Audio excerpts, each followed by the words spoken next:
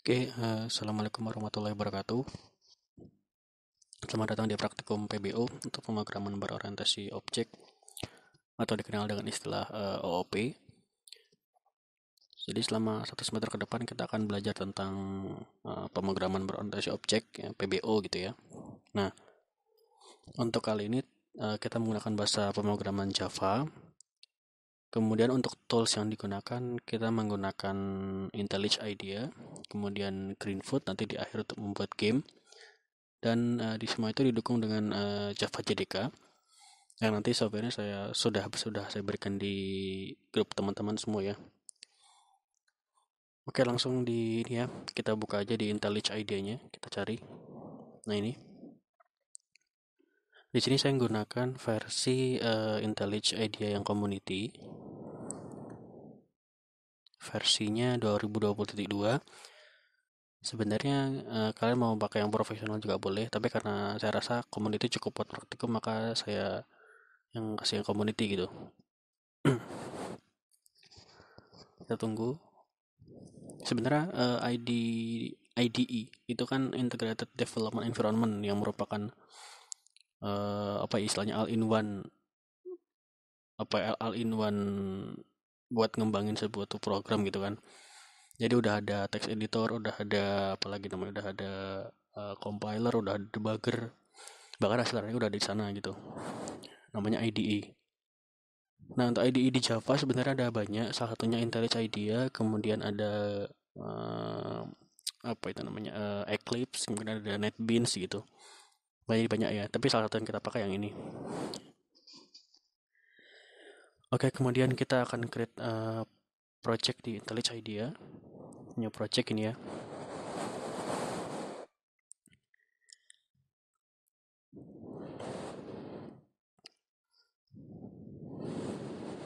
Nah, saat di sini nanti kalau teman-teman di sini ya tulisannya merah, nanti teman-teman pilih yang ini ya, yang ada 15 Java version karena versinya 15. Karena teman-teman udah install Java JDK sebelumnya gitu. Yang ininya nggak usah dicentang karena kita mau pakai Java. Kita next. Nah, di sini kita cek create project from template, kemudian command line app. Kita next. Nah, di sini kita kasih nama, misalkan prak1 ya. Ini default aja nggak apa-apa. Kemudian kita finish. Dia akan meng-create sebuah project di sini. Oke, udah mulai terbuka workspace-nya ya, atau ruang kerjanya. Nah,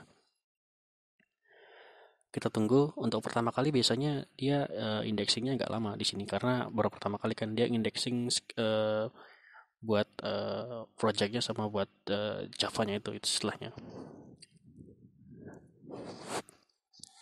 Kita tunggu.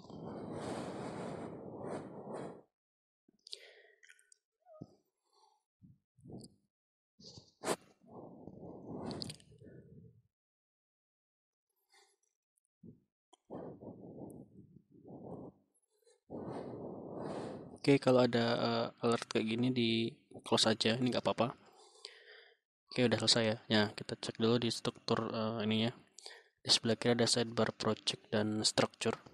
Di sidebar ini project ini terdiri dari struktur-struktur filenya gitu. Jadi karena kita di Java, jadi ekstensinya .java. Jadi gini, di Java itu nanti file Java ini nanti akan di compile menjadi bentuk .class yang akan dieksekusi oleh JVM atau Java Virtual Machine. Jadi gitu teman-teman. Nah, main Java ini ada di mana? Ada di SRC. Di sini com company ini nama adalah package-nya.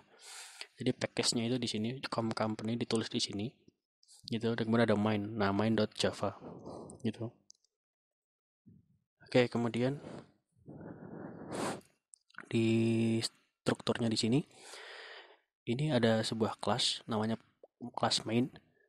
Ya, karena objek ya pasti mainnya di kelas gitu.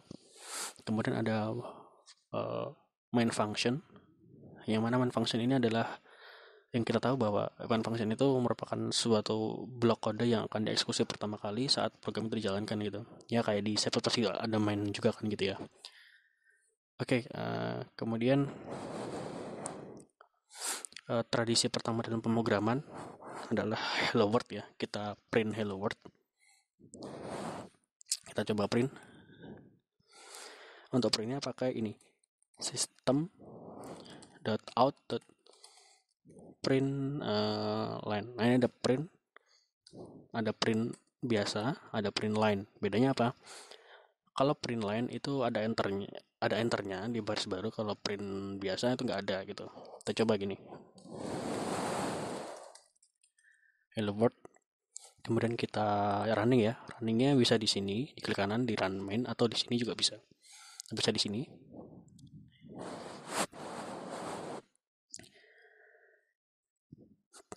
Kita tunggu.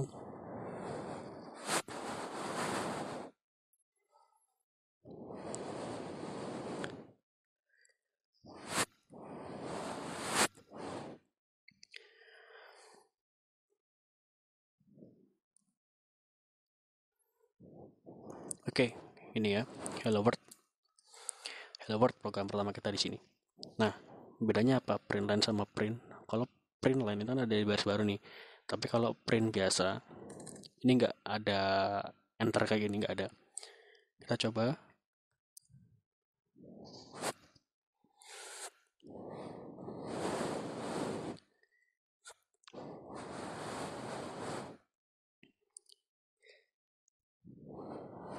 Oke, gini ya. Jadi nggak ada ininya, nggak ada enternya gitu. Oke, nah sama di bahasa pemrograman lain ada perulangan, ada percabangan, ada operator lain-lainnya gitu Pak, ada gitu. Nah, kalau di Java kita coba ini ya, perulangan ya kayaknya. Oh, sebelum perulangan ini deh, variabel ya. Bentar. Variabel di Java sama deklarasinya diawali dengan tipe data. Tipe data banyak ya, ada integer, boolean, terus ada apalagi macam-macam, ada long, float, double, dan lain sebagainya gitu. Bisa lihat di model ya teman-teman ya. Misalkan ini tipe data integer, namanya angka sama dengan isinya berapa, misalkan 10 gitu. Nah, berarti kita punya variabel angka yang isinya 10 gitu. Kemudian kita print out ya, kita outputkan kan gini ya, system.out. Nah, ini ada ininya, ada shortcutnya untuk nulis ini supaya cepat, adalah shout gini. Kemudian kita ini kan kita tulis angka berapa gitu kan. Angkanya di sini plus ini buat ini ya, nambah ininya ya. Kan kalau di Java kan pakai gini nih. Nah, kalau di sini pakai ini plus gitu. Jadi di dalam print line itu kurung terus dikasih plus kalau buat nyambungin ininya. Oke, kita running.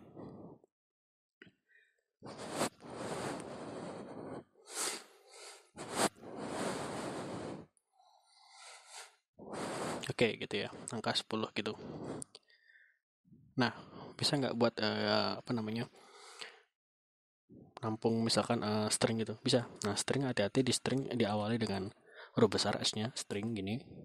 Kemudian kita kasih misalkan nama ya, nama misalkan di sini Andri gitu. Nah, gini, bisa. Kemudian kita print ya gitu. Misalkan nama saya adalah siapa, tinggal dikasih nama gitu. Ini dari sini ya gitu. Kemudian kita running kembali,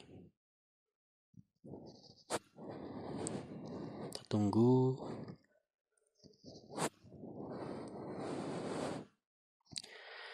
Oke, gitu. Kemudian ini sudah. Kemudian kita coba perulangan ya. Perulangan ada for the while. Kita coba yang for ya. Integer i sama dengan 0, i kurang dari berapa? 100 lah. Pas gitu. Kemudian kita outputkan. Angka i adalah berapa? I. Kita running di sini.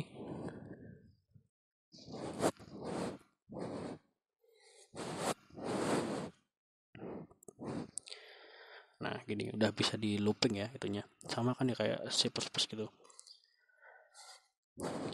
Oke, misalnya kita tambahkan percabangan, berarti kita pakai if pengkondisian maksudnya. Misalkan i-nya modulus, kita nyari angka ganjil, berarti i modulus 2 sama dengan tidak sama dengan 0, berarti dia ganjil ya di sini. Kemudian kita outputkan angka ganjil gitu. Angka ganjil adalah i gitu kan ya. Oke, kita running.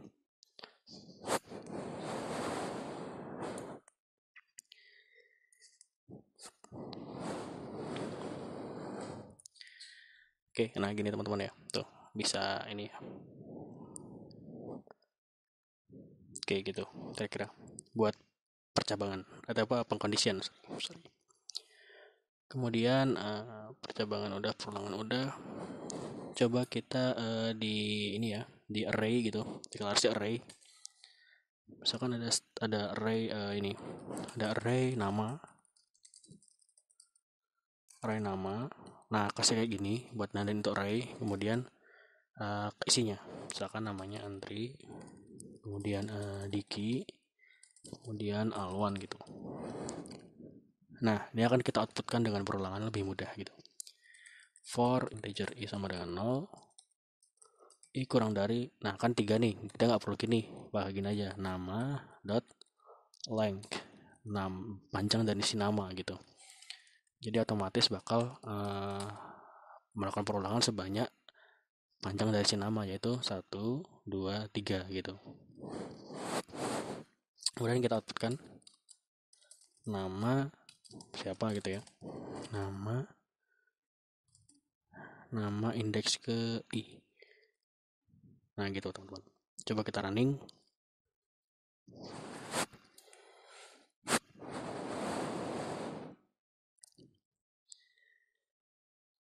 Oke gitu ya, udah ada di sini ya, jadi bisa di looping gitu. Oke, kemudian untuk operasi aritmatika coba gini, kita punya sebuah angka 1 yaitu 10, kemudian ada angka 2 yaitu 20.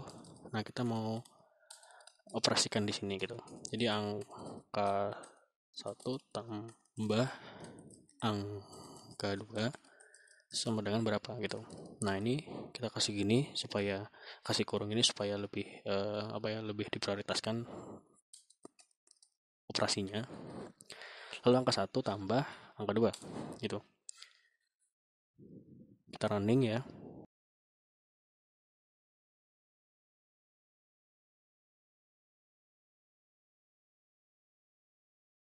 Nah gitu ya, angka 1 10 tambah 20 30 gitu. Jadi kalau misalkan mau dikali tinggal dikali, kalau mau di operasi lain tinggal diubah operatornya gitu. Oke, kemudian untuk operasi ya, operasi untuk inputan itu ada di Java namanya scanner. Scanner itu buat nginputin suatu inputan dari keyboard gitu. Contoh ya. Jadi kita buat dulu inputannya. Nah itu ada di scanner. Nah scanner ini dia merupakan nanti dia bakal ngimport library gitu ya. Tadi kita ngimport dari Java Hotel Scanner gitu. Nah scanner ini kita namanya sebagai inputan sama dengan new scanner gitu. System.in.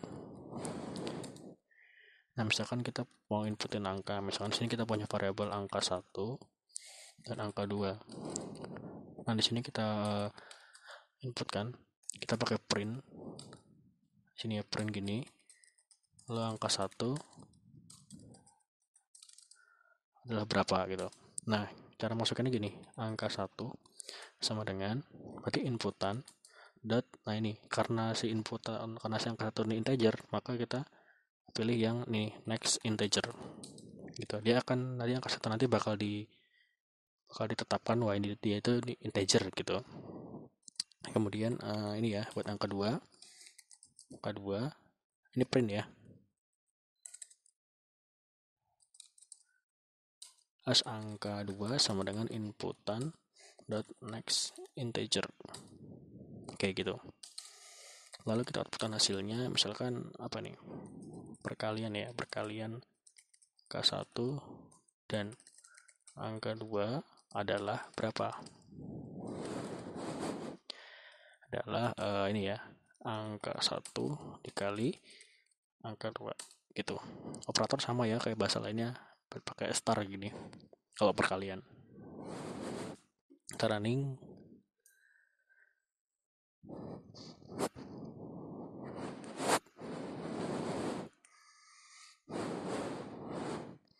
Nah, ada inputan, kita inputin berapa nih? 6 ya. Keduanya 5, jadi hasilnya adalah 30 gitu. Nah, gitu teman-teman ya, simple ya ini ya. Oke. Misalkan gini, coba kita salahin di sini ya. Print L gitu. Kan nggak ada tuh print L. Nah, pas salah gini dia bakal langsung ada ininya, ada apa namanya? Ada suggestion errornya gini. Oh, merah error, kita cek. Karena resolve method print L in print screen gitu. Jadi nggak ada gitu. Jadi udah canggih banget, udah bisa dideteksi salah kita di mana di sini. Gitu, teman-teman. Kemudian kita coba input string gitu. Jadi punya saya string nama gitu ya, kosong. Nanti mau kita inputin, lalu kemudian shout nama saya siapa gitu. Lalu tinggal di nama, kita inputan.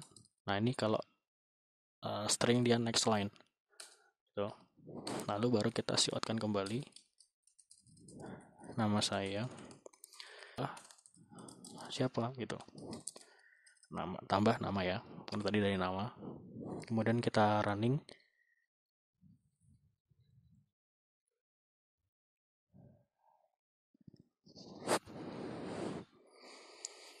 Misalkan di sini nama saya Andri.